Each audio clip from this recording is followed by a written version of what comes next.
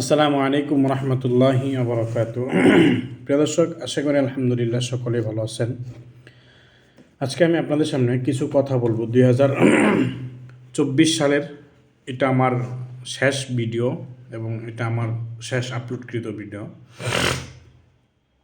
যারা ইউটিউব থেকে দেখতেছেন তাদের সকলকে জানাই আন্তরিক শুভেচ্ছা, এবং যারা ফেসবুক পেজ থেকে দেখতেছেন তাদেরকে আন্তরিক শুভেচ্ছা, অথবা আইডি থেকে অথবা টিকটক থেকে, আপনারা যেখান থেকে দেখতেছেন সকলকেই আমি আমার অন্তঃস্থল থেকে শুকরিয়া জ্ঞাপন করছি।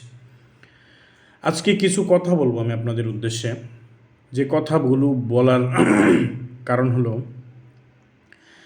আসলে মানুষ আমরা আল্লাহ তাআলা আমাদেরকে দুনিয়ার জমিনে পাঠাইছেন যে উদ্দেশ্য নিয়ে, যে মাকসাদ নিয়ে, যা আমরা যে উদ্দেশ্যে আসছি। দেখেন, আমাদের জীবনের একটা উদ্দেশ্য হলো আল্লাহ তাআলার গোলামি এবং দাসত্বের মাধ্যমে আমাদের জীবনকে আল্লাহ তাআলার কাছে সুপর্দ করা, অর্থাৎ মুসলমান হওয়া। মুসলমানের মূল অর্থ কী? আসলে মুসলিম অর্থ আত্মসমর্পণ করা। এখন বাস্তবতা কি? আসলে কি আমরা আত্মসমর্পণ করছি আল্লাহ তাআলার কাছে, বা আমরা কি আসলে আত্মসমর্পণকৃত? আমরা কি আল্লাহ তাআলার কাছে আত্মসমর্পণ করেছি? না।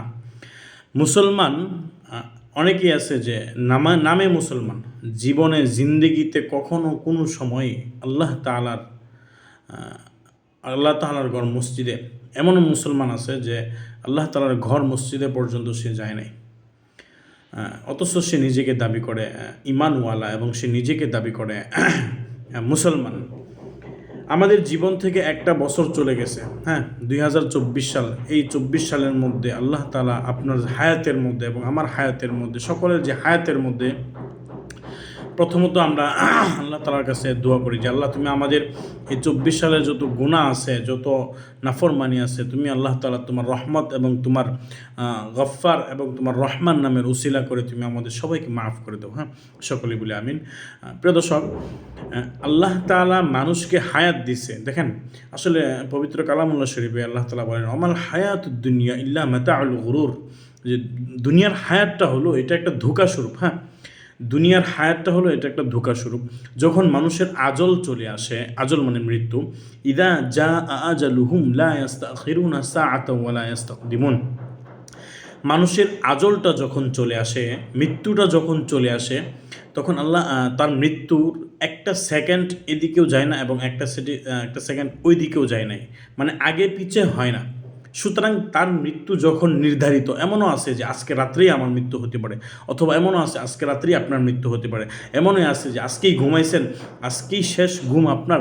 এমনও হতে পারে যে আপনি আজকেই ঘুম থেকে উঠতে, 24 সাল শেষ আজকেই, এবং আপনি আজকেই মৃত্যুবরণ করবেন।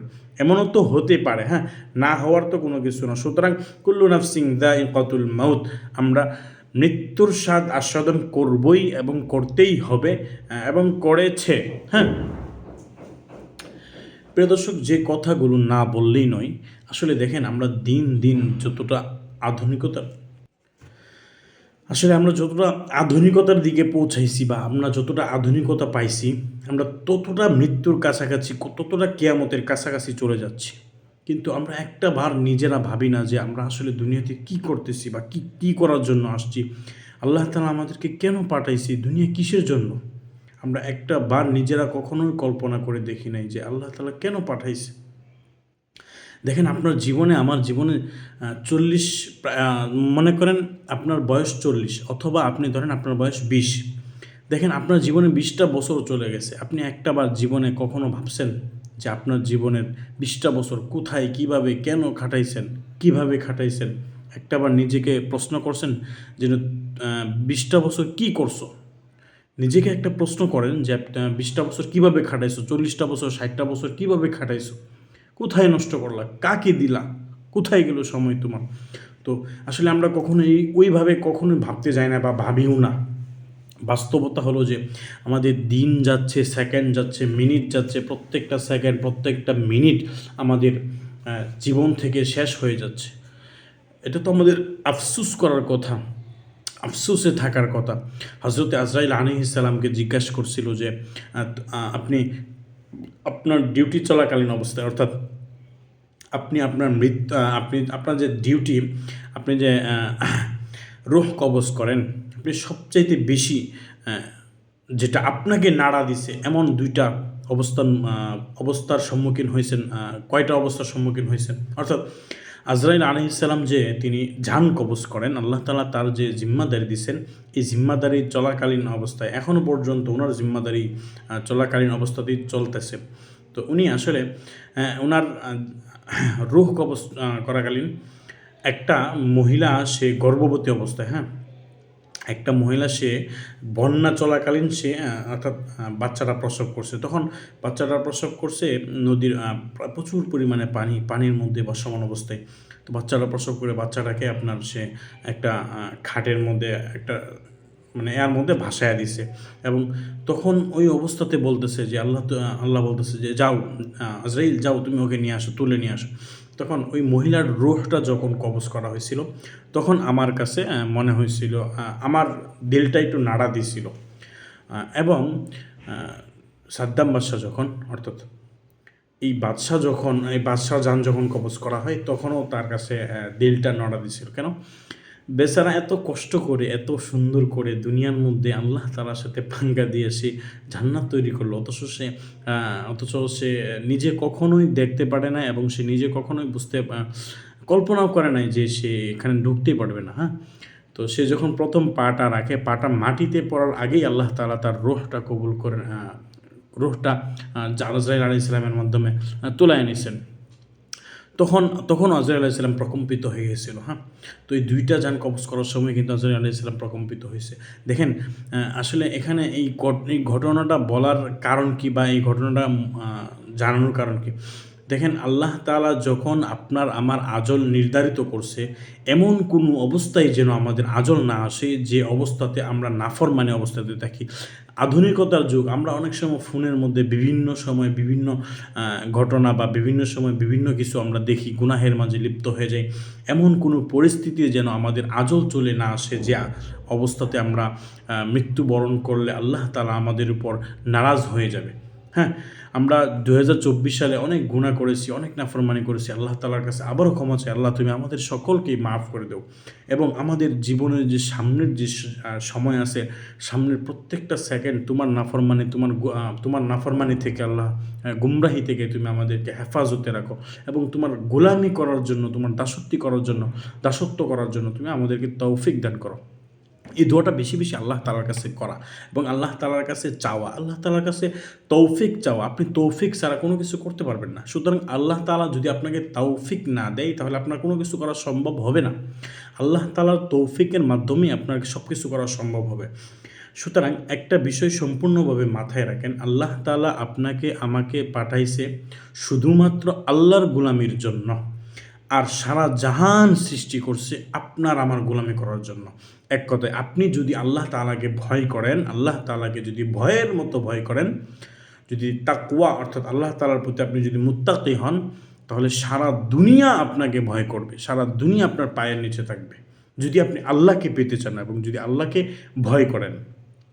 আল্লাহ তাআলা তো সূরা কাহফের মধ্যে বলেন, ফামান কানা ইয়ারজু লিকা রাব্বিহি ফালইআমাল আমালান সালিহান ওয়া লা ইউশরিক বিইবাদাতি রাব্বিহি আহাদা।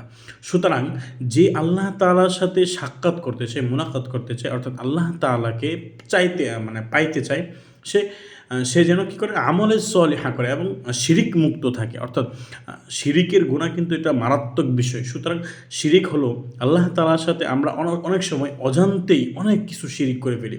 শিরিক মারাত্মক বড় একটা গুনাহ, যেটা আল্লাহ তাআলা ক্ষমা করবে না। এবং আল্লাহ তাআলা এদের জন্য বলছে, ইন্নাল্লাহা লা ইয়াগফিরু আন ইউশরাকা বিহি ওয়া ইয়াগফিরু মা দুনা যালিক ওয়া মান ইউশরিক বিল্লাহি ফাকাদ ইফতারা ইসমান আযীমা।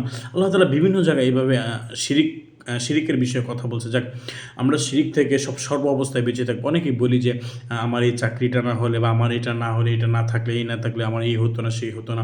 আসলে আল্লাহ তাআলা তো এগুলো উসিলার মাধ্যমে আল্লাহ তাআলা আপনাকে দিছে।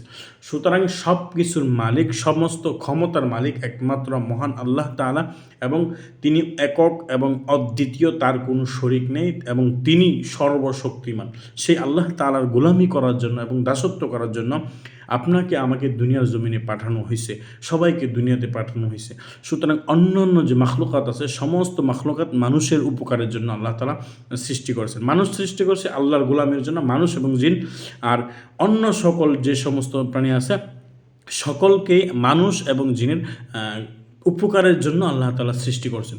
সুতরাং আল্লাহ তাআলা আমাদের সকলকেই সমস্ত বালা মুসিবত থেকে হেফাজত করুক, এবং আমরা 24 সালে যারা 24 সাল আমাদের জীবন থেকে চলে যাচ্ছে, আল্লাহ তাআলা যেন আমাদের এই 24 সালের এবং আমাদের বিগত দিনগুলোর যত ধরনের গুনাহ আছে, যত ধরনের নাফরমানি আছে, আল্লাহ তাআলা যেন আমাদের সকলকেই আল্লাহ তাআলার রহমের মাধ্যমে, আল্লাহ তাআলার রহমের উসিলায় আল্লাহ তাআলা আমাদের সবাইকে মাফ করে দিক, এবং আল্লাহ তাআলা আমাদের দিনগুলোকে, আগামীর দিনগুলোকে আল্লাহ তাআলা রহমতে পরিপূর্ণ ভরপুর করে দিক।